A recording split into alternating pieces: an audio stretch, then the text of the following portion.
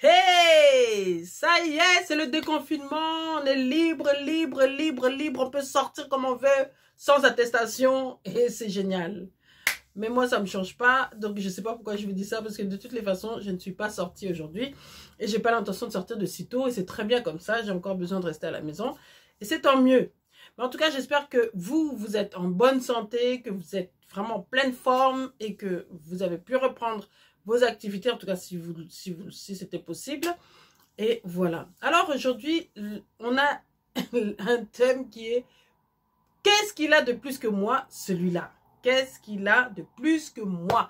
Aujourd'hui, on s'adresse aux jeunes gars, les jeunes gars. Voilà, les jeunes gens, les jeunes garçons. Donc, c'est ce dont on va parler aujourd'hui. Voilà, qu'est-ce qu'il a de plus que moi? Pourquoi? Parce que vous avez vu que ça arrive même souvent d'ailleurs, pendant qu'on n'est pas encore marié et tout, on est en train de chercher. Et des fois, la personne qui t'intéresse, il se trouve que finalement, elle se tourne vers quelqu'un d'autre, elle s'intéresse à quelqu'un d'autre. Pourquoi? C'est ce qu'on va voir aujourd'hui. Donc, je me présente ici, je suis Yalena, la Yaya. Yaya, en fait, chez nous, c'est une grande sœur, tout simplement. J'ai vu qu'on m'appelait comme ça, alors j'ai dit, voilà, je suis Yalena. En fait, ici, sur cette chaîne Mariage et Vie de Famille, bien sûr, on parle de mariage, mais on parle aussi de vie de famille. Mais pourquoi? Parce que près de 50% des mariages se soldent par des divorces. Et moi, je ne sais pas pour les autres, pour moi, je trouve que c'est catastrophique, c'est grave, trop grave. En tout cas, moi, ça me dérange profondément. Et c'est pour ça que j'ai décidé sur cette chaîne, de pouvoir apporter ma contribution, apporter mon petit grain de sel et aider en fait les personnes qui veulent entrer dans le mariage à bâtir sur du solide, à bâtir sur le roc, des mariages vraiment qui seront des mariages à succès. Je veux aider quelqu'un qui a envie de réussir son mariage jusqu'au bout, qui a pour vision d'aller jusqu'au bout de son mariage. Quelqu'un qui veut terrasser, déjà contrecarrer et abattre le divorce avant d'entrer dans son mariage. Moi, personnellement, c'est pour ça que je suis là. Alors, si je peux apporter quelque chose à ce quelqu'un-là, eh bien, tant mieux. Tant mieux, c'est pour ça qu'on est là. Donc, aujourd'hui, on parle de pourquoi elle est partie vers celui-là. Qu'est-ce qu'il a de plus que moi? Aujourd'hui, on va te dire pourquoi elle est partie vers celui-là et qu'est-ce qu'il a de plus que toi. Parce que toi, quand tu te regardes chez toi, tu te mets devant le miroir, tu dis, waouh, oh non, vraiment non, je suis un gars, je suis trop beau, je suis trop bien, j'ai tout ce qu'il faut. Qui peut me refuser? Tu te regardes, tu vois que tu es pas mal. Tu as un boulot, un bon boulot d'ailleurs. Tu travailles dans les gratte-ciel là, à la Défense quelque part, où tu es dans le monde, j'en sais rien. En tout cas, tu trouves que pour toi, tu es bien sur toi, tu te présentes bien, tu as un bon boulot, tu t'habilles bien, tu es indépendant, tu as ton appartement, tu es véhiculé, tu as ta voiture, une bonne voiture qui roule bien, qui fonctionne bien, que tu ramènes pas tu n'amènes pas au garage tout le temps parce qu'il y a des problèmes. Non, toi, tu l'amènes, c'est juste pour l'entretien. Donc, toi, en fait, pour toi, tu es bien sur tous les plans. Tu as une bonne famille, tu es poli, tu es correct et tout. Mais tu as trouvé une fille, tu l'as vue, tu as dit non, non, non, il ne me faut pas une autre, c'est celle-là. Quand tu la regardes, tu dis voici cette fois-ci, l'os de mes os, la chair de ma chair. Et tu t'es approché de la fille et tout ça. Tu t'es approché d'elle, tu as vu que oui, elle répond plutôt de manière positive et tout ça. Tu l'as même invitée au restaurant, elle t'a dit ok, tout ça, elle est venue au restaurant. Mais maintenant au restaurant, vous avez causé, vous avez causé un peu et tout. Et puis finalement, à un moment, elle te devance pour te dire, mais qu'en fait, voilà. Mais tu sais, elle commence à te dire, tu sais, moi, en fait, il faut que je te dise que c'est pas la peine vraiment d'aller trop loin Vaut mieux que je te dise sincèrement, on n'ira pas plus loin, quoi. Je trouve que, bon, voilà, oui, on était sympa, mais voilà, il n'y a pas le truc, il n'y a pas le feeling, il n'y a peut-être pas ceci. Elle va te sortir ce qu'elle a à te dire, voilà. Mais t'en fais pas, hein, elle te dit, hein, mais t'en fais pas, je vais payer ma part, il n'y a pas de souci, et tout ça. Ben oui, parce que tu l'as invitée au restaurant, là, toi, quand elle commence à te dire ça, tu commences à te dire déjà, mais elle se fout de moi. Mais non, non, non, non, elle te dit aussi qu'elle va payer sa part parce que elle ira nulle part avec toi, en fait. Juste comme ça, vous êtes connus, c'est bien, mais c'est tout. Puis après, voilà, vous êtes séparés, chacun rentre chez lui, et puis voilà. Sauf que quelque temps après, tu la vois avec un gars, là, vraiment, que tu ne comprends pas. Tu vois, le gars, il a l'air de rien. Il a l'air de rien. Il est... Donc, il n'a rien à voir avec toi. C'est vrai, il n'a rien à voir avec toi. Il ne présente pas comme aussi bien que toi. Il ne s'habille pas aussi bien que toi. Peut-être même qu'il est moins beau que toi de figure. Dans la Bible, on aime bien cette expression, beau de figure. Peut-être qu'il est moins beau que toi. Selon toi, selon tes critères à toi en tout cas.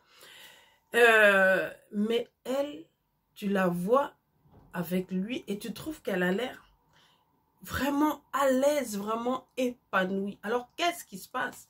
Comment il fait?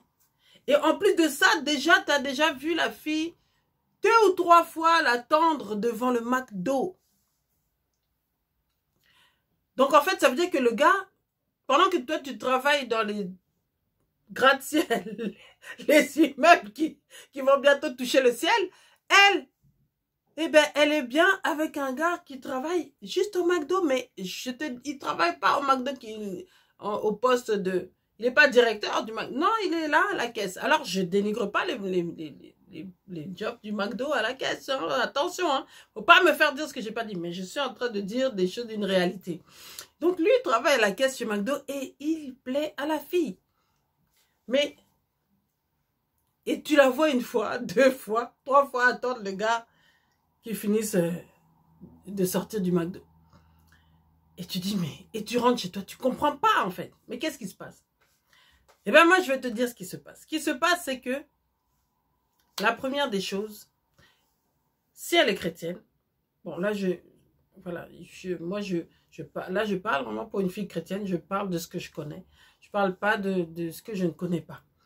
Si c'est une fille chrétienne, peut-être qu'elle a trouvé chez ce garçon-là un gars qui est chrétien comme elle, qui a la même foi qu'elle. Elle a trouvé chez lui un gars qui aime Dieu, en fait. Pas seulement chrétien. C'est pas que, ouais, il est chrétien d'étiquette. Non, elle a trouvé chez lui un gars qui aime. La première des choses, c'est ça. Là, vraiment, je vous dis, je vous parle sincèrement, je vous parle franchement. Elle a trouvé un gars qui aime Dieu comme elle. Peut-être pas comme elle, mais en tout cas, voilà, qui lui ressemble sur la foi. Ça veut dire qu'avec lui, ils peuvent parler de Dieu. Ils peuvent... Alors, sans être dans l'extrême. Peut-être que ça ne veut pas dire qu'ils aiment Dieu tous les deux, qu'ils passent leur temps qu'à parler de Dieu. Non. Mais au moins, elle a trouvé un gars qui aime Dieu. Et là, déjà, il y a un point commun, quelque chose qui les rapproche. Qui vraiment, ils se ressemblent et elle, ça lui plaît. Donc, ça, c'est la première des choses. Ils peuvent parler de Dieu. Elle, tu vois, elle peut avoir, même spontanément comme ça, elle a vu, qu'elle a remarqué que c'est un gars qui craint Dieu, qui aime Dieu. Elle peut, lors d'une rencontre comme ça, lui dire, écoute, tu peux prier pour moi, s'il te plaît, parce que demain, j'ai un examen là super important. Et le gars va prier. Il va prier pour elle et l'encourager. Donc ça, c'est super important pour elle. Ça, c'est déjà un qui peut être aussi une des raisons pour lesquelles elle ne s'est pas intéressée à toi, parce que toi, tu ne vois pas l'intérêt peut-être. La deuxième des choses, c'est que il a de la conversation. Voilà. Quand elle est avec lui, il a une conversation. Il a réussi à trouver des sujets qui l'intéressent. Il a de la conversation. Il sait parler. Bon, bien sûr, à part Dieu, il y a d'autres sujets. Il sait parler de son boulot, de ce qu'elle fait dans la vie, voilà, de parler de toutes sortes de sujets. Il sait peut-être la faire rire aussi, j'en sais rien. mais peut-être qu'il a plus d'humour. Mais en tous les cas, il sait tenir une conversation intéressante avec elle. Parce que peut-être que toi, bon, tu es un peu centré sur toi. Peut-être que voilà, tu n'as pas su... il y a eu peut-être un peu d'ennui dans la conversation. Tu sais, quand il n'y a pas de conversation, il y a des silences, trop de silence. C'est inintéressant. Donc lui, il a de la conversation. Il peut parler de tout et de rien, en fait. Et ça, il le fait avec facilité, avec aisance. Ça, c'est la deuxième chose. Il a de la conversation. Et souvent, il va s'arranger pour parler des choses qui intéressent la fille. Voilà. Donc forcément, la troisième des choses, c'est qu'il s'intéresse à elle. Quand je dis qu'il s'intéresse à elle, ça veut dire qu'il est je dis pas qu'il s'intéresse à elle physiquement, très certainement qu'il s'intéresse à elle physiquement, mais c'est pas tellement ça qu'il regarde. Il s'intéresse à elle, ça veut dire que lui pose des questions. Il pose des questions sur elle. Il lui pose des questions sur sa famille. Il lui pose des questions sur son enfance, sur son boulot, sur son vécu. Et surtout, il l'écoute. Parce qu'il y a beaucoup d'hommes qui ne comprennent pas ça, mais les femmes aiment aussi qu'on les écoute. Alors peut-être que y a ça, toi tu ne sais pas écouter. Toi, dès que la fille a fini de parler quelques 3 minutes, déjà, ça commence à tu vois, tu es déjà démotivé, tu penses déjà à autre chose. Mais il y a des gens, il y a des gars qui savent écouter. Et là, il a gagné encore un point. Le troisième, il a gagné le troisième point, c'est qu'il écoute. Non seulement il s'intéresse à elle, et il s'intéresse à elle sincèrement. C'est pas parce que qu'il s'intéresse à elle, voilà, il est en train de projeter, il est en train de chercher une épouse. Non, non. Il s'intéresse véritablement à elle en tant que personne. Ah, tu fais ça. Ah, mais c'est bien. Ah, mais ceci. Ah, mais cela et tout ça. Ah, mais justement, nanani. Et ça fait toujours plaisir. Vous voyez que la personne à qui vous êtes en train de parler s'intéresse à ce que vous êtes en train de dire. Ça fait toujours plaisir. Donc, il s'intéresse à elle. Il lui pose des questions et donc, il l'écoute. Et alors, la quatrième chose qui est vraiment, vraiment spéciale, c'est que elle a trouvé en lui un gars ambitieux. Voilà, en fait, le truc. Là où toi, tu comprends pas. Mais en fait, elle a trouvé chez ce gars un gars qui a une vision, qui a un rêve. Et la réalité, c'est qu'elle a vu que ce gars-là, il s'intéresse à elle, peut-être, c'est vrai, peut-être qu'il s'intéresse à elle au fond. Mais elle a vu un gars qui est tellement motivé par son rêve, par sa vision, il lui a fait partager son rêve, son projet. Et il l'a captivé. Il a captivé son attention. C'est un gars qui en veut dans la vie. Alors, c'est ça. Ici, le secret, c'est ça. C'est que toi, tu le vois en train de travailler au McDo. Mais lui, il sait pourquoi il est en train de travailler au McDo à ce moment précis de sa vie. Parce qu'il sait où il a envie d'aller avec ça. Il sait. Peut-être que ce job-là qu'il est en train de faire, je ne sais pas, c'est peut-être pour payer un appartement, c'est peut-être pour, je ne sais pas. Mais en tout cas, il a besoin de ce revenu-là pour soit investir dans son projet, soit payer cet appartement en attendant de... En tous les cas, la fille a été captivée parce que le gars, quand il parle de son projet, quand il parle de son rêve, de là où il a envie d'aller, franchement, ça donne envie d'être à côté de lui. Là, la fille, elle se dit, mais j'ai envie d'être là, quoi, pour voir ça. Et ça, c'est super important. C'est super important pour une fille. Parce que là, elle a déjà commencé à admirer l'homme, le gars. Et pourtant, toi, tu le vois, toi qui le vois de loin, de l'extérieur, tu vois qu'il a l'air de rien. Mais il en a, là. Et en plus, il est intéressant. Tu vois, toi, tu en as, là. Mais tu ne lui as pas fait parler. Toi, tu cherches une épouse, point barre. Tu ne lui as pas fait partager un projet. Tu ne l'as pas captivé. Tu ne l'as pas captivé. Tu veux te marier, puis après. Non. Tu ne l'as pas captivé. Tu ne lui as pas donné l'envie d'aller plus loin avec toi.